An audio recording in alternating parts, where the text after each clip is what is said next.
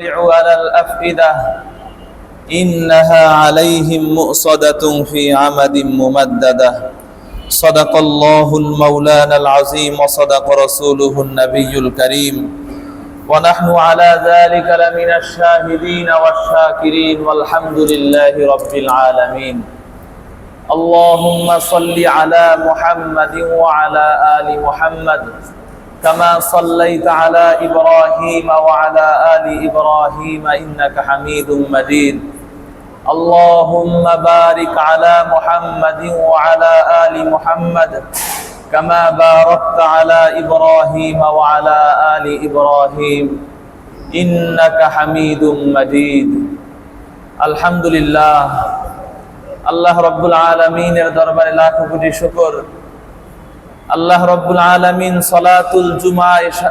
সালাতুল ইশা আদায়ের পর কিছু সময়ের জন্য কোরআনের মাজলিসে বসার তৌফিক দিয়েছেন। এই জন্য আমরা সকলেই রব্বুল আলামিনের দরবারে শুকরিয়া আদায় করি আলহামদুলিল্লাহ। মুহতারাম হাজিরিন, গত জুমায় আমরা সূরাতুল হুমাযা কোরআনুল কারীমের 104 নম্বর আয়াত 4 নম্বর সূরা নিয়ে আমরা কিছু আলোচনা করেছিলাম। আল্লাহ রাব্বুল আলামিন যদি তৌফিক দান করেন সময়ের স্বল্প পরিসরে সূরাতুল হুমাযা থেকে আমাদের জন্য যে কিছু শিক্ষা রয়েছে, বিশেষ করে 3টি শিক্ষার কথা আল্লাহ রাব্বুল আলামিন আলোচনা করেছেন। এই 3টা শিক্ষা নিয়ে আমরা আলোচনা করব ইনশাআল্লাহ। আসুন আমরা তার আগে এই সূরাটি অবতীর্ণ এই সূরাটির তরজমা সম্পর্কে আমরা জানি। সূরার প্রথম আয়াত ওয়াইলুল লিকুল্লি হুমাযাতিল লুমাযা, ওয়াইলুল লিকুল্লি, ধ্বংস হোক প্রত্যেক এমন ব্যক্তি কিংবা দুর্ভোগ এমন ব্যক্তির জন্য, হুমাযাতিল লুমাযা, যারা মানুষের পেছনে বদনাম রটায়, হুমাযা যারা মানুষের সামনে বদনাম রটায়, যারা মানুষের পেছনে দোষ চর্চা করে এবং যারা মানুষের সামনে নিন্দা করে তাদের জন্য দুর্ভোগ। আল্লাযী জামা মালা ওয়া আদ্দাদা, যারা সম্পদকে সঞ্চয় করে এবং গুণে গুণে রাখে, গণনা করে। ইয়াহসাবু আন্না মালাহু আখলাদা, তারা মনে করে নিশ্চয়ই তাদের মাল তাদেরকে চিরঞ্জীব করে দিবে, তাদেরকে চিরজীবী করে রাখবে। আল্লাহ বলেন কাল্লা, কখনোই না। লায়ুমবাযান্না ফিল হুতামা, অচিরেই সে হুতামার মধ্যে নিক্ষিপ্ত হবে। এবার নবী আলাইহিস সালাতু ওয়াস সালাম কে আল্লাহ রাব্বুল আলামিন বলছেন, হে নবী আপনি জানেন, ওয়ামা আদরাকা মাল হুতামা, আপনাকে কে জানাবে হুতামা কি? আল্লাহ রাব্বুল আলামিন আবার নিজেই নবীকে জানিয়ে দিচ্ছেন, নারুল্লাহিল মুকাদা, আল্লাহ রাব্বুল আলামিনের প্রজ্বলিত আগুন। নারুল্লাহিল মুকাদা আল্লাতী তাত্তালিউ আলাল আফইদা, এমন আগুন যেই আগুন মানুষের হৃদয় পর্যন্ত পৌঁছে যায়। গত সপ্তাহে আমরা বলেছিলাম দুনিয়ার আগুনও তো মানুষের অন্তর পর্যন্ত পৌঁছে যায়, এটা বেশি পৌঁছে যায়। দুনিয়ার আগুন অন্তরে পৌঁছার আগেই মানুষ শেষ হয়ে যায়, মরে যায়। আর আল্লাহর আগুন এমন, অন্তর জ্বলে যাবে, পুরো ভেতরটা পুরে ছারখার হয়ে যাবে, কিন্তু এরপর লা ইয়ামুতু ফিহা ওয়া লা ইয়াহইয়া, সেখানে কোনো কি হবে না, মৌত হবে না। আবার এত ভয়ঙ্কর শাস্তি, এটাকে জীবনও বলা যাবে না। নারুল্লাহিল মুকাদা আল্লাতী তাত্তালিউ আলাল আফইদা ফি আমাদিম মুমাদ্দাদা, প্রশস্ত স্তম্ভের মধ্যে। ইন্নাহা আলাইহিম মুসাদা, এই আগুন তাদের উপর আগুনকে আবদ্ধ করে দেওয়া হবে, আগুনকে আবদ্ধ করা হবে। এর ব্যাখ্যা কি আমরা গত সপ্তাহে পড়েছিলাম। হতে পারে যে তাদের দেহের ভেতরে আল্লাহ রাব্বুল আলামিন আগুনটাকে এমন ভাবে আবদ্ধ করবেন, বাইরে বের হবে না, সব পুড়ে যাবে ভিতরে। অথবা হতে পারে আল্লাহ রাব্বুল আলামিন সিন্ধুকের মতো জাহান্নামে তাদেরকে রেখে এটাকে আবদ্ধ করে ফেলবে। ফি আমাদিম মুমাদ্দাদা, প্রশস্ত স্তম্ভের মধ্যে আল্লাহ রাব্বুল আলামিন তাদেরকে আবদ্ধ করে রাখবেন, আটকে রেখে আল্লাহ তাদেরকে শাস্তি দিবেন। এই হলো সংক্ষিপ্ত বাংলা অনুবাদ। ভাইয়েরা আমার, আমাদের প্রথম শব্দ ছিল দুর্ভোগ প্রত্যেক এমন ব্যক্তির জন্য যে পেছনে নিন্দা করে, দোষ চর্চা করে। পেছনে দোষ চর্চা করাটাকে কোরআন এবং হাদিসের পরিভাষায় গীবত বলা হয়। গীবত বলা হয় কোরআনের পরিভাষায়, হাদিসের ভাষায় এটাকে গীবত বলা হয়। একজন মানুষের পেছনে তার দোষ চর্চা করা, তার নিন্দা করা, তার যত আয়েব আছে, যত দোষ ত্রুটি আছে, এগুলো নিয়ে আলোচনা করা, এটাকে বলা হয় গীবত। আল্লাহ রাব্বুল আলামিন কুরআনুল কারীমের মধ্যে যারা গীবত করে, মানুষের পেছনে তার দোষ চর্চা করে বেড়ায়, তাদের ব্যাপারে এমন শব্দ বলেছেন, অন্য কোন গুনার ব্যাপারে আল্লাহ এমন বলেন নাই। আল্লাহ রাব্বুল আলামিন বলেন, ওয়ালা তাজাসসু, ওয়ালা তাজাসসু, একজন আরেকজনের দোষ তালাশ করে বেড়াইও না। আমাদের তো স্বভাব হলো শুধু দেখি, আরেকজনের দোষ যদি কোনোভাবে পাওয়া যায়, এলাকার মধ্যে গিয়ে সবার সামনে রটায় বেড়ানো, জানো এই যে এই ঘটনা ঘটছে। আর আমাদের মা বোনদের মধ্যে তো এই চর্চা আরো বেশি, গীবত এত বেশি হয় বাড়ির মধ্যে। এই জন্য মা বোনদেরকে বিশেষ করে গীবতের ব্যাপারে সতর্ক করা দরকার। দিনদার মানুষ, 5 ওয়াক্ত নামাজি, রমজান মাস একসাথে জমা হয়েছে তারাবির নামাজ পড়ার জন্য, নামাজ শেষ করেই এখন পাশের বাড়ির ভাবির নিয়ে তাদের মধ্যে গীবত শুরু হয়ে গেছে, যায় নামাজে বসে। এই জন্য এমন নারীদের স্বভাব আছে, তাদেরকে সতর্ক করতে হয়। আমি মাঝে মধ্যে আমার বাড়িতে আমি এগুলো বলি, আমার মাকে আমি বলি, বা তাদেরকে এমনিতেই তাদেরকে আমি সতর্ক করি, খবরদার আরেকজন নারীকে নিয়ে তোমার আলোচনা করার কোনো প্রয়োজন নাই। অনেক দিনদার মানুষ কিন্তু গীবতের মধ্যে ডুবে থাকার কারণে ভয়ঙ্কর গুনাহে কবিরার মধ্যে নিমজ্জিত রয়েছে। আল্লাহ রাব্বুল আলামিন বলেন, ওয়ালা তাজাসসু, আরেকজনের দোষ তালাশ করে বেড়াইও না। ওয়ালা ইয়াগতাব বাদুকুম বাদা, তোমাদের কেউ যেন অপরজনের গীবত না করে, পেছনে যেন দোষ চর্চা না করে, দোষ যেন বলে না বেড়ায়। এরপর আল্লাহ রাব্বুল আলামিন বলছেন, আইয়ুহিব্বু আহাদুকুম আইয়াকুলা লাহমা আখিহি মাইতান ফাকারিহতুমু। আল্লাহ রাব্বুল আলামিন বলেন, আইয়ুহিব্বু আহাদুকুম, তোমাদের কেউ কি এটা পছন্দ করে নাকি, আইয়াকুলা লাহমা আখিহি, তোমাদের কেউ কি এটা পছন্দ করে যে সে তার ভাইয়ের গোশতগুলো চিবিয়ে চিবিয়ে খাবে? কেউ তো নিজের ভাইয়ের গোশত খেতে চায় না, এটা সম্ভবই না। একজন মানুষ আর একজন মানুষের গোশত খাবে, এটা কিভাবে সম্ভব? গোশত, একজন মানুষ আর একজন মানুষের গোশত খাওয়াটা যেমন হিংস্রতা, ভাইয়েরা আমার, অন্য প্রাণীর গোশত খাওয়া, কাঁচা গোশত খাওয়া, এটা তো একটা হিংস্রতা, বনের প্রাণীরা খায়। মানুষের গোশত খাওয়া তো আরো হিংস্রতা। তার মানে গীবত করা হলো, এটা হলো হিংস্রতার পর্যায়ে। আল্লাহ রাব্বুল আলামিন বলেন, আইয়ুহিব্বু আহাদুকুম আইয়াকুলা লাহমা আখিহি মাইতান ফাকারিহতুমু, তোমরা কি তোমাদের মৃত ভাইয়ের গোশত খাওয়াটাকে পছন্দ করো? কেউ এটা পছন্দ করে না। আল্লাহ রাব্বুল আলামিন বলেন, এই গীবত করা হলো মৃত ভাইয়ের গোশত খাওয়ার সমতুল্য। নাউযুবিল্লাহি মিন যালিক। হাদিসের মধ্যে এসেছে, আল্লাহর নবী সাল্লাল্লাহু আলাইহি ওয়াসাল্লাম বলেন, আল গীবাতু আশাদ্দু মিনাজ জিনা, আও কামা ক্বালা আলাইহিস সালাতু ওয়াস সালাম। নবী আলাইহিস সালাতু ওয়াস সালাম বলেন, গীবত করা, আরেকজনের পেছনে দোষ চর্চা করা, এটা হলো জিনার মতো। জিনা করলে যেমন গুনাহ হয়, জিনাটাকে আমরা দোষের মনে করি, অপরাধ মনে করি, জিনা ব্যভিচারকে যেমন অপরাধ মনে করা হয়, আল্লাহর হাবিব বলেন আরেকজনের গীবত করাটাও হলো জিনার মতো অপরাধ। ভাইয়েরা আমার, এই গীবত যখন আমি করি, কেমন যেন আমি জিনা আর ব্যভিচার, নাউযুবিল্লাহি মিন যালিক, এর মধ্যে লিপ্ত হয়ে গেলাম। আল্লাহ হেফাজত করুন বলে আমিন। মুহতারাম হাজিরিন, এখন প্রশ্ন হয়, গীবত কাকে বলে? সাহাবা ইকরাম নবীজিকে বললেন, ইয়া রাসূলুল্লাহ, গীবতের ব্যাপারে এত ভয়াবহ কথা শুনলাম, আল্লাহ তাআলা বলেছেন মৃত ভাইয়ের গোশত খাওয়ার মতো, আপনি বললেন জিনা করার মতো, পেছনে দোষ চর্চা করা, গীবত করা, গীবত কাকে বলে একটু আমাদেরকে বলুন। সাহাবা ইকরাম আরবি বুঝতেন না? সাহাবা ইকরাম আরবি বুঝতেন না? এত বেশি বুঝতেন সাহাবা ইকরাম, তারা তো আরবি সাহিত্যের উচ্চ পর্যায়ের অনেক বড় বড় সাহিত্যিক ছিলেন, তাদের কবিতাগুলো পড়লে আপনি অবাক হয়ে যাবেন। সাহাবা ইকরাম আরবি বুঝতেন, এরপরও নবীকে বলছেন, ইয়া রাসূলুল্লাহ, গীবত কাকে বলে? এমন এই ঘটনাগুলো থেকে আমাদের সামনে যে বিষয়টি স্পষ্ট হয়ে যায়, কোরআনুল কারীম কেউ যদি নিজে নিজে বুঝে পড়তে চায় তাহলে তার জন্য কখনোই কোরআনুল কারীম নিজে বোঝা কিনা সম্ভব না। অবশ্যই নবীর হাদিস দেখে, তাফসীর দেখে কোরআন বুঝতে হবে। নিজে নিজে বুঝতে গেলে পথভ্রষ্ট হয়ে যাবে। সাহাবা ইকরাম নবীকে বললেন, ইয়া রাসূলুল্লাহ, গীবত কাকে বলে?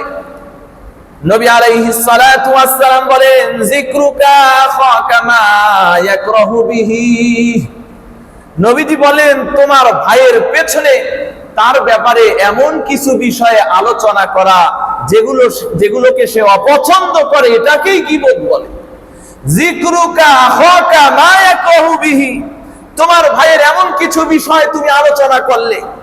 একজন মানুষের আমি দোষ পেছনে আলোচনা করলাম, একজন মানুষের সাইজ সম্পর্কে আমি পেছনে আলোচনা করলাম, একজন মানুষের গায়ের রং নিয়ে আমি পেছনে আলোচনা করলাম, একজন মানুষের শরীরের কোন ত্রুটি বিচ্যুতি নিয়ে আমি আলোচনা করলাম। এই আলোচনাটা যদি তার সামনে করা হয়, সে কি খুশি হবে না নারাজ হবে? মুহতারাম হাজরিন, আল্লাহর হাবিব সাল্লাল্লাহু আলাইহি ওয়াসাল্লাম বলেন, তোমার ভাইয়ের পেছনে তার ব্যাপারে এমন আলোচনা করা যেই আলোচনা তার সামনে করা হলে সে নারাজ হয়ে যাবে, আল্লাহর নবী বলেন এটাকেই গীবত বলা হয়। এবার সাহাবা ইকরাম বললেন, ইয়া রাসূলুল্লাহ, আমরা তো অনেকের দোষ চর্চা করি পেছনে, আমরা অমূলক দোষ চর্চা করি না, বাস্তবেই তার মধ্যে এই ধরনের দোষ আছে। আমাদের অনেকেই এমন আছে তাদের মধ্যে এই দোষগুলো আছে, অপরাধগুলো আছে, এই দোষগুলো নিয়ে আমরা পেছনে আলোচনা করি, এটাও কি গীবত হয়ে যাবে? তিরমিজি শরীফের হাদিস, সহিহ হাদিস, আল্লাহর নবী সাল্লাল্লাহু আলাইহি ওয়াসাল্লাম বলেন, যদি তার মধ্যে এই দোষ বাস্তবেই থাকে তাহলে তুমি তার গীবত করলে। একজনের মধ্যে বাস্তবেই এই দোষ আছে, তার পেছনে আমি চর্চা করছি, তার দোষগুলো আমি মানুষের সামনে বলে বেড়াচ্ছি, আল্লাহর নবী বলেন এটা হলো গীবত, আর গীবতের শাস্তি আমি যেগুলো বলছি ওগুলো। আর যদি বাস্তবে তার মধ্যে এমন দোষ নাই, কিন্তু আমি মিথ্যা রটায় বেড়াচ্ছি, বাস্তবে একজনের মধ্যে এই ধরনের দোষ ত্রুটি নাই, হিংসা করে, বিদ্বেষ করে আমি তার ব্যাপারে এই কথাগুলো বলে বেড়াচ্ছি, নবী আলাইহিস সালাতু ওয়াস সালাম বলেন তাহলে তুমি আরো দুটি গুনার মধ্যে লিপ্ত হয়েছো, একটা হলো গীবত আর একটা হলো বুহতান, তুমি তাকে মিথ্যা অপবাদ দিয়ে ডাবল গুনার মধ্যে লিপ্ত হয়ে গেছো। মুহতারাম হাজিরিন, একজনের মধ্যে বাস্তবে দোষ থাকলেও আমার এই অধিকার নাই তার দোষ নিয়ে পেছনে মানুষের কাছে বলে বেড়ানো। হ্যাঁ, এখানে কতগুলো সুযোগ আছে। একটা হলো যদি সম্ভব হয় তাকে বলে তার দোষ ত্রুটিগুলো সুন্দরভাবে বলে তাকে সংশোধন করা, অথবা তার উচ্চ পদস্থ কেউ আছে যাকে বললে তার দোষগুলোকে সংশোধন করে দিতে হবে। সরকারি অফিসের মধ্যে একজন ঘুষ খায়, আপনি হুজুরের কাছে ওয়াজ শুনছেন, কারো দোষ পেছনে বলা যাবে না, এখন আপনি ওই ঘুষখোরের ব্যাপারে আর কাউকে কিচ্ছু বলেন না, আপনি চিন্তা করলেন হুজুর বলছে কারো দোষ বাহিরে বলা যাবে না।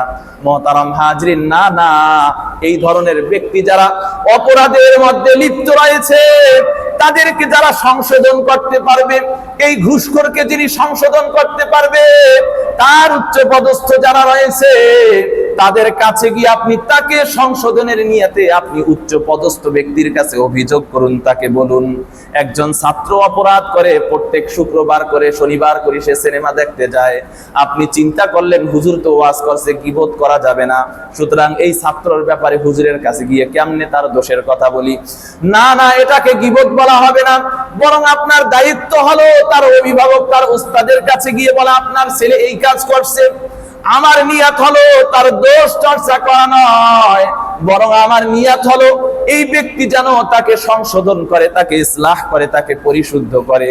এই নিয়তে যদি উচ্চ পদস্থ অভিভাবককে বলা হয় তাহলে এটাকে কখনোই গীবত বলা হবে না।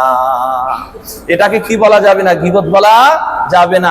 বরং আপনি একটা সমস্যার সংশোধন করার নিয়তে যদি বলে থাকেন, আল্লাহ রাব্বুল আলামিন এর ওসিলায় আপনাকে সওয়াব দান করবেন, নেকি দান করবেন। সুবহানাল্লাহ।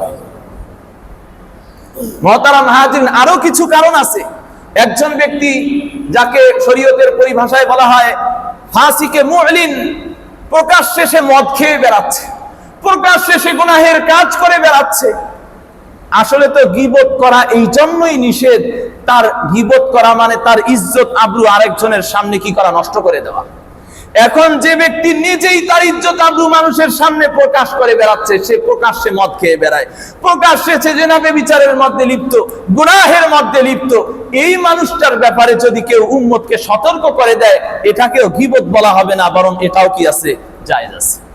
একজন ব্যক্তি সাধারণ মানুষদেরকে বিভ্রান্ত করছে, আপনি যদি হাদিসের কিতাবগুলো পড়েন দেখবেন মুহাদ্দিসিন ইকরাম, একজন মুহাদ্দিস আরেকজন হাদিস বর্ণনাকারীর ব্যাপারে বলছে সে হলো কাযযাব, বড় মিথ্যুক, খবরদার তার থেকে হাদিস নিবা না।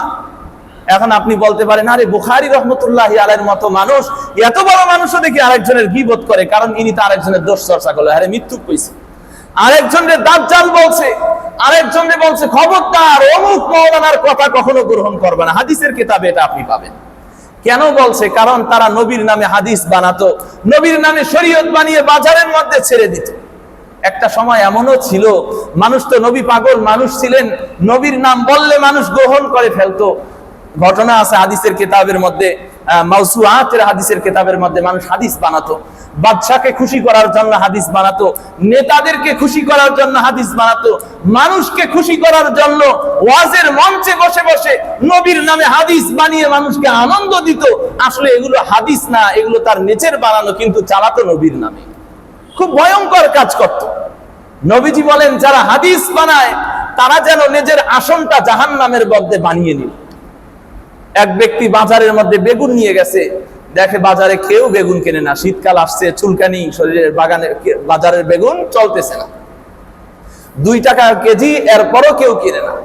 চিন্তা করলো, আরে এমনি যদি বাজার চলে তাহলে তো আমার পুরা ক্ষেতের যত বেগুন আছে সব পচে যাবে, কেউ তো কিনবে না, এটা বেচানোর উপায় কি? সে এবার চিন্তা করলো, বাজারের মধ্যে একটা হাদিস শুনায় দিই সবারে। বাজারের মধ্যে এলান করে দিল, নবী আলাইহিস সালাতু ওয়াস সালাম বলেছেন, আল বাসিনজা শিফাউন লিকুল্লি দাহ, মানুষের মধ্যে সরাই দিল, বেগুন হলো সব রোগের মহা ওষুধ, যে ব্যক্তি বেগুন খাবে তার সব রোগগুলো সুস্থ হয়ে যাবে। ক্বালা রাসূলুল্লাহ বলে এই কথা যখনই বলছে, মানুষের সামনে বলছে, আল্লাহর নবী বলছে বেগুন খেলে সব রোগ থেকে মানুষ সুস্থ হয়ে যাবে, এই কথা বলার সাথে সাথে বাজার থেকে তার বেগুন সব কেনাকাটা করে বেগুন সাফ হয়ে গেছে। মানুষ যখনই শুনছে নবীজি বলছে বেগুন সব রোগের ওষুধ, এবার নবীজির হাদিস আমলের জন্য এই বেগুন কেনা শুরু করে দিছে। আচ্ছা বলেন তো, নবীজির থেকে এই ধরনের কোন হাদিস আছে? এই জন্য মুহাদ্দিসিন ইকরাম বড় বড় ভলিউম রেখেছেন মাওসুআতের, অর্থাৎ বানানো হাদিস, যে যেমনে পারছে এমনি হাদিস বানিয়েছে। এই কারণে মুহাদ্দিসিন ইকরাম সহিহ হাদিস, জয়ীফ হাদিস, জাল হাদিস এগুলোকে পার্থক্য করে, এতটা কষ্ট করে, এতটা শ্রম দিয়ে হাদিসগুলোকে সংকলন করেছেন। এটা একমাত্র ইসলাম ধর্মের এই বৈশিষ্ট্য। অন্য কোন নবীর উক্তি, নবীর হাদিসকে আপনি এভাবে সংরক্ষণ করার ইতিহাস দুনিয়ায় খুঁজে পাবেন না। আমার ভাইরা, আমি যে বিষয়টি বলতে চাচ্ছিলাম, তাহলে কোন ব্যক্তি যদি মানুষকে এভাবে বিভ্রান্ত করে, তাহলে ওই জামানার মুহাদ্দিস, ওই জামানার উলামা ইকরামের দায়িত্ব হলো তার ব্যাপারে উম্মতকে সতর্ক করে দেওয়া, খবরদার অমুকের কথা যদি গ্রহণ করো তোমার কিন্তু ঈমানও চলে যাবে, আকীদাও চলে যাবে।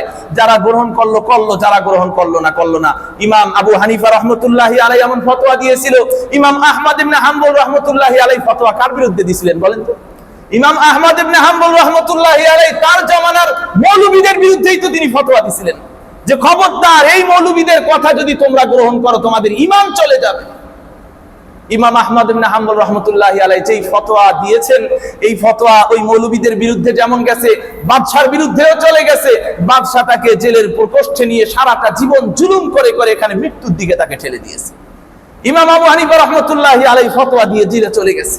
মুহতারাম হাজিরিন, তাহলে এই ক্ষেত্রে দায়িত্ব হলো, যদি কেউ উম্মতের ঈমান, আমল, ত্রুটি, বিচ্যুতি এই সব বিষয়ে কেউ যদি উম্মতকে বিভ্রান্ত করে, এক্ষেত্রে উলামায়ে হকের দায়িত্ব হলো এই বিষয়গুলো জনসাধারণকে কি করা, সতর্ক করে দেওয়া।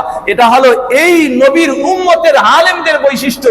পূর্বের নবীর উম্মতের আলেমদের মধ্যে এই বৈশিষ্ট্য ছিল না, তারা একসাথে সবাই গোমরা হয়ে যেত। কিন্তু আমার নবীর উম্মতের বৈশিষ্ট্য হলো, নবীজি বলেন লা তাসতামি উম্মতি আলা দালালা, একসাথে আমার উম্মতের সবাই পথভ্রষ্ট হবে না, বরং কিছু মানুষ দ্বীনের উপর, হকের উপর অটল অবিচল থাকবে। সুবহানাল্লাহি ওয়া বিহামদিহি। তাহলে কিছু ক্ষেত্রে পেছনে দোষ বললে এটা গুনাহ না, সব ক্ষেত্রেই যে গীবত হবে এটা না। যাই হোক মুহতারাম হাজরিন, যে বিষয়টি আমি মূলত বলতে চাচ্ছিলাম এটা হলো গীবত। গীবত এমন একটি গুনাহ, এমন একটি অপরাধ যে এর শাস্তি এবং এর ভয়াবহতার কথা নবী আলাইহিস সালাতু ওয়াস সালাম হাদিসে বলেছেন, আল্লাহ রাব্বুল আলামিন কোরআনে বলেছেন। কিন্তু এই গীবতের মধ্যে আমরা এমন ভাবে ডুবে থাকি, অনেক সময় তো অনেকে বলেই দেয়, হুজুর এটা কি সম্ভব? তিনজন এক জায়গায় জমা হইছি, আরেকজনের ব্যাপারে একটু দোষ চর্চা না করলে কি মজা লাগে নাকি? তিন কলিগ এক জায়গায় হইছি, আরেক কলিগের কিছু দোষ ত্রুটি আলোচনা না করলে কি মজা লাগে নাকি? এটা কিভাবে বাঁচা যায়? লা ইউকাল্লিফুল্লাহু নাফসান ইল্লা উসআহা। এই গুনাহ থেকে যদি বাঁচা সম্ভব না হতো, আল্লাহ রাব্বুল আলামিন কখনোই মানুষকে গীবত থেকে বেঁচে থাকতে বলতেন না। মুহতারাম হাজরিন, এই জন্য আমি বলবো গীবতের ব্যাপারে একটা বিষয় সব সময় মনে রাখতে হবে। কবি নজরুলের একটা কবিতা হঠাৎ করে মাথায় মনে হয় আসতেছে, বলতে পারবো কিনা আমি জানি না। নিজের পাপের বাটখারা দিয়ে অন্যের পাপ মাপবো, কোন এক কবিতার মধ্যে পড়ছিলাম যে আমি তো নিজেই হাজারো গুনার মধ্যে, অপরাধের মধ্যে ডুবে আছি, আরেকজনের অপরাধ আর গুনাহ মাপার আমার সময় আছে না? আরেকজনের ব্যাপারে এক পাল্লা, আমার ব্যাপারে আরেক পাল্লা কেন হবে? আরেকজন যদি আমার দোষ চর্চা করে, আমি শোনার পর আমার অন্তরে ব্যথা লাগে, তাহলে তার দোষ যখন আমি চর্চা করি, সে শোনার পর সেও তো ব্যথা পাবে। এই জন্য আমাদের দায়িত্ব হলো কারো পেছনে আমরা কি করব না, দোষ চর্চা করব না ইনশাআল্লাহ তাআলা। এক নাম্বার আমরা হুমাজা নিয়ে একটু কথা বললাম। দুই নাম্বার হলো লুমাজা, মানুষের মুখের সামনে বলে দেওয়া কোনো অপরাধের কথা। একজন মানুষকে সরাসরি তার মুখের মধ্যে বলে দেয়া তুই ঘুষখোর, একজন মানুষকে সরাসরি মুখের মধ্যে বলে দেয়া তুই ফাসিক, একজন মানুষ গুনাহগারকে সরাসরি তার মুখের মধ্যে তাকে কষ্ট দেওয়ার জন্য মুখের ওপর বলে দেয়া, এটা পছন্দনীয় নয় শরীয়তের মধ্যে। বরং একজন মানুষ যদি অপরাধ করে, একজন মানুষ যদি দোষ করে, এই মানুষটাকে সংশোধনের নিয়তে, দাওয়াতের নিয়তে আপনি তাকে সুন্দরভাবে তার দাওয়াতের নিয়তে ইসলাহের জন্য বলতে পারেন। মুহতারাম হাজরিন, মুখের সামনে একজন মানুষের দোষ চর্চা করাটাকে ইসলাম কখনোই পছন্দ করে না। আর যদি নিরপরাধ মানুষ হয়, এই মানুষটার কোনো অপরাধ নাই, কোনো দোষ নাই, কিন্তু এই মানুষটাকে কষ্ট দেওয়ার জন্য আমি মুখের সামনে তার দোষ চর্চা করলাম। মক্কার মানুষগুলো আল্লাহর নবী, বিশ্ব নবী সাল্লাল্লাহু আলাইহি ওয়াসাল্লামের সাথে যুক্তি দিয়ে যখন পেল না, বুদ্ধিবৃত্তিক ভাবে যখন লড়াই করতে পারলো না, দলিল দিয়ে যখন নবীর সামনে দাঁড়াতে পারলো না, নবী আলাইহিস সালাতু ওয়াস সালাম তাদের ধর্মের অসারতা যখন তাদের সামনে বর্ণনা করে দিলেন, নবীজি যখন তাদেরকে জানালেন তোমাদের হাত দিয়ে বানানো এই মূর্তিগুলো তোমাদেরকে রিজিক দিতে পারে না, এই মূর্তিগুলো তোমাদেরকে সন্তান দিতে পারে না, যেই মূর্তিগুলো নিজেরাই খাবার খেতে পারে না, যেই মূর্তিগুলো নিজেদের গায়ের মছা তাড়াতে পারে না, এই মূর্তিগুলোর কাছে তোমরা কেন চাও? এই মূর্তিগুলো তো নিজেদেরই কোনো অপকার করতে পারে না, এই মূর্তিগুলো আবার তোমাদের উপকার করবে কেমনে, অপকার করবে কেমনে? আল্লাহর নবী যখন এভাবে যুক্তি দিয়ে তাদের ধর্মের অসারতা তাদের সামনে তুলে ধরলো, তাদের গায়ে লেগে গেছে। তারা যখন যুক্তি দিয়ে কোনোভাবেই নবীর সাথে পারলো না, এবার ইতর মানুষের, নিচু শ্রেণীর মূর্খ মানুষদের অস্ত্র হলো গালি দেয়া। নবী আলাইহিস সালাতু ওয়াস সালামের মুখের উপরেই তারা নবীজিকে গালি দেওয়া শুরু করলো। আল্লাহর নবীকে দেখার পর, আল্লাহর নবীর নাম হলো মুহাম্মদ, যেই নাম আল্লাহ পছন্দ করে নবীর জন্য রেখেছেন, যেই নামে সবাই তাকে ডাকে মুহাম্মদ, যেই নাম তাওরাতের মধ্যে এসেছে আহমদ, সবচেয়ে প্রশংসনীয়, সর্বাধিক প্রশংসনীয়। কিন্তু মক্কার বেঈমান কাফেরগুলো নবী আলাইহিস সালাতু ওয়াস সালামকে দেখলে মুহাম্মদ না বলে নাউজুবিল্লাহি মিন জালিক, তারা নবীজিকে মুসাম্মাম বলে ডাকতো, নাউজুবিল্লাহ। মুহাম্মদ শব্দের অর্থ হলো সর্বাধিক প্রশংসিত ব্যক্তি। মুহাম্মদ মানে ওই ব্যক্তি যার জন্য সব ধরনের প্রশংসা করা হয়, যার জন্য সবাই প্রশংসা করে। আর মুজাম্মাম শব্দের অর্থ হলো ওই ব্যক্তি যার জন্য সবাই নিন্দা করে, যার জন্য সবাই কুৎসা রটনা করে, নাউজুবিল্লাহি মিন জালিক। তারা নবীকে মুহাম্মদ না বলে নবীকে দেখার পর বলতো ওই দেখো মুজাম্মাম আসছে, নাউজুবিল্লাহ। মুহতারাম হাজরিন, কোরআনুল কারীম মানুষের হকের ব্যাপারে এতটাই আমাদেরকে সতর্ক করেছেন। কোরআনের মধ্যে আপনি নামাজের কথা পাবেন, কিন্তু নামাজ কিভাবে পড়তে হবে, নামাজ কত রাকাত পড়তে হবে, যাকাতের কথা পাবেন, যাকাত কতটুকু দিতে হবে, কি পরিমাণ হলে দিতে হবে, কয়দিন পর দিতে হবে, এগুলো পাবেন না। কিন্তু বান্দার হকের ব্যাপারে আল্লাহ রাব্বুল আলামিন ছোট ছোট বিষয়গুলো পর্যন্ত কোরআনে আলোচনা করে দিয়েছেন। সুবহানাল্লাহি ওয়া বিহামদিহি। ওয়ালা তানাবাসু বিল আলকাব। আমাদের সমাজে এটা অনেক আছে। একজন মানুষের একটা ভালো নাম আছে, এই ভালো নামে না ডেকে তার একটা খারাপ দোষ আছে, এই দোষ থাকার কারণে তাকে ওই লকব দিয়ে, ওই উপাধি দিয়ে তাকে ডাকা হয়, সে এটাতে খুশ না, নারাজ। অনেক সময় এমন করা হয়, মানুষকে মন্দ উপাধিতে, মন্দ নামে ডাকা হয় তার নাম বাদ দিয়ে। এটা কিন্তু অত্যন্ত গর্হিত কাজ। আল্লাহ রাব্বুল আলামিন বলেন, ওয়ালা তানাবাসু বিল আলকাব বিসাল ইসমুল ফুসুকু বাদাল ঈমান ওয়া মান লাম ইয়াতুব ফাউলাইকা হুমুজ জালিমুন। আল্লাহ বলেন, ঈমানের পর আরেকজনকে মন্দ নামে ডাকা সবচেয়ে নিকৃষ্ট গুনাহের কাজ। সুতরাং সে যদি তওবা না করে, সে জালেমদের অন্তর্ভুক্ত হয়ে যাবে। এই জন্য মোহতারাম হাজরিন, হ্যাঁ, আমাদের সমাজে অনেকেই আছে আদর করে সন্তানদেরকে, ভাইদেরকে বিভিন্ন নামে ডাকে। হ্যাঁ, সেও এটাতে নাখোশ হয় না, সেও রাজি, সে খুশি মনে এটাকে গ্রহণ করে, এটা ভিন্ন। কিন্তু আরেকজনকে কষ্ট দেওয়ার নিয়াতে তার নামকে বিকৃত করে মন্দ নামে ডাকা, এটা খুবই গর্হিত কাজ।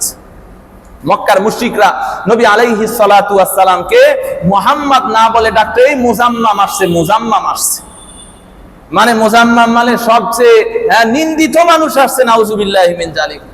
নবী আলাইহিস সালাতু ওয়াস সালাম একবার সাহাবা ইকরামকে ডাক দিয়ে বলে, জানো আল্লাহ রাব্বুল এই মক্কার মুশরিকরা আমাকে অনেক গালি দিয়েছে, অনেক অভিশাপ দিয়েছে। তারা তো সব সময় আমাকে গালি দেয়, অভিশাপ দেয়, কিন্তু আল্লাহ রাব্বুল আলামিন তাদের অভিশাপ থেকে, তাদের গালি থেকে আমাকে বাঁচিয়েছেন। এখনো আল্লাহ রাব্বুল আলামিন আমাকে বাঁচান। সাহাবা ইকরাম বলেন, ইয়া রাসূলুল্লাহ, কেমনে? নবীজি বলেন যে, দেখো, যারা আমাকে গালি দিত তারা মুজাম্মাম বলে গালি দিত, মুজাম্মামকে তারা অভিশাপ দিত। তারা মুহাম্মদকে কখনো অভিশাপ দিতে পারে নাই, তারা অভিশাপ দিয়েছে কাকে? মুজাম্মামকে। অর্থাৎ পৃথিবীর সবচেয়ে নিকৃষ্ট মানুষটাকে তারা অভিশাপ দিয়েছে, সবচেয়ে নিন্দিত মানুষটাকে তারা অভিশাপ দিয়েছে। তারা সবচেয়ে প্রশংসিত মানুষটাকে কখনো কি দিতে পারে নাই? অভিশাপ দিতে। এভাবেই আল্লাহ রাব্বুল আলামিন তাদের অভিশাপ, তাদের বদদোয়া, তাদের গালি থেকে নবী আলাইহিস সালাতু ওয়াস সালামকে বাঁচিয়েছেন। মোহতারাম হাজরিন, সেই জমানায় মক্কার মুশরিকরা দলিল, যুক্তি এবং বুদ্ধিভিত্তিক লড়াইয়ে হেরে গিয়ে যেভাবে নবী আলাইহিস সালাতু ওয়াস সালামকে ঘায়েল করবার জন্য হিংসায় তাদের অন্তর জ্বলতে জ্বলতে নবীকে গালি দিত, ওই জাহিলিয়াতের মূর্খ মানুষগুলো আজকে এই সভ্যতার যুগে এসেও যেই মানুষগুলো নিজেদেরকে সভ্য দাবি করে, নিজেদেরকে শিক্ষিত দাবি করে, ভদ্র দাবি করে, তাদের সভ্যতা, শিক্ষিত হওয়া এবং এই ভদ্রতার মুখোশের আড়ালে এমন এক ভয়াবহ জাহিলিয়াত আছে। তারা এখনো ইসলামের প্রতি হিংসা, আমাদের নবীর প্রতি হিংসার বশবর্তী হয়ে নবী আলাইহিস সালাতু ওয়াস সালামের ব্যাপারে বিভিন্ন কুৎসা রটায়, নবীকে বিভিন্ন ভাবে তারা অবমাননা করার চেষ্টা করে।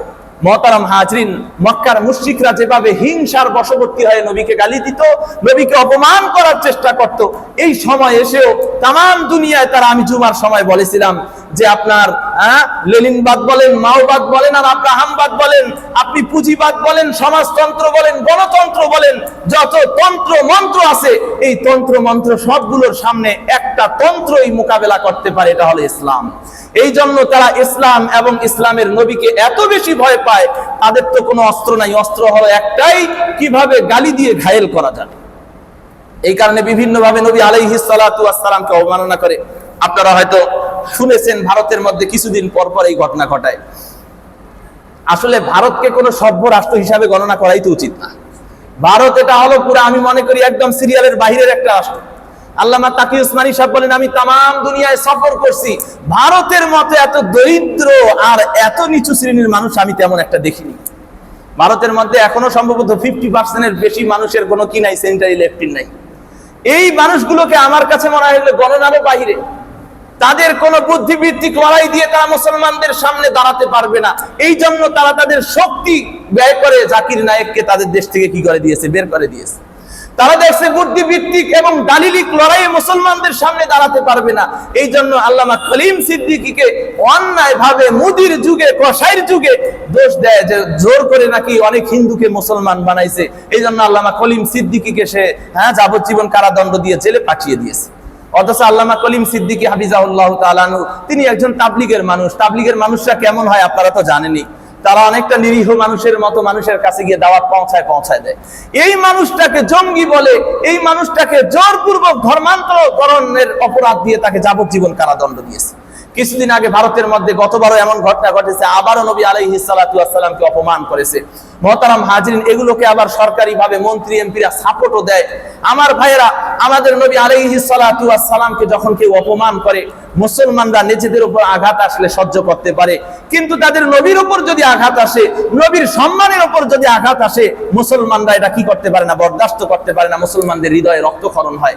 এই কারণে আল্লাহর নবী সাল্লাল্লাহু আলাইহি ওয়াসাল্লামের জামানায় যারা নবী আলাইহিস সালাতু ওয়াস সালামকে অপমান করেছিল, যারা নবীকে বিভিন্ন ভাবে গালি দিয়েছিল, সাহাবায়ে কেরাম তাদের জন্য এই পৃথিবীর হাওয়া বাতাসকে হারাম করে দিয়েছিলেন। চার ইমামের সব ইমাম হলো একমত, তামাম দুনিয়ার সকল আহলে হক আলেমগণ একমত, যারা নবী আলাইহিস সালাতু ওয়াস সালামকে গালি দিবে তার তওবার কোনো সুযোগ নাই। তার তওবার সুযোগ হলো একটাই, রাষ্ট্রীয়ভাবে তাকে কতল করে দুনিয়া থেকে বিদায় করে দিতে হবে। কারণ নবী আলাইহিস সালাতু ওয়াস সালামকে যারা অপমান করবে, তার এই পৃথিবীতে বেঁচে থাকার কোনো অধিকার থাকে না। এই আইন করা প্রত্যেকটা মুসলিম এবং ইসলামী রাষ্ট্রের জন্য জরুরি। এটা হলো মুসলমানের ইমানের দাবি।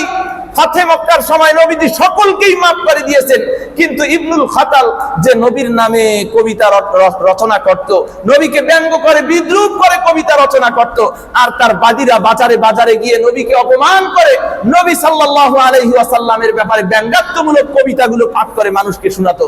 আল্লাহর নবী সাল্লাল্লাহু আলাইহি ওয়াসাল্লাম বলেন, রবের হুকুম সকলকে মাফ করা যাবে, কিন্তু এই বেয়াদব আর বদমাইশগুলোকে মাফ করার কোনো সুযোগ নাই। ইবনুল খাতাল জীবন বাঁচানোর জন্য বাইতুল্লাহর গিরাফ ধরেছে, নবীজি বলেছেন রবের পক্ষ থেকে তাকে ক্ষমা করার কোনো সুযোগ নাই, যাও তাকে কতল করে দাও। মুহতারাম হাজিরিন, মুসলমানরা সবকিছু সহ্য করতে পারে, আমাদের নবীকে তো আমরা আমাদের জীবনের চেয়েও বেশি ভালোবাসি।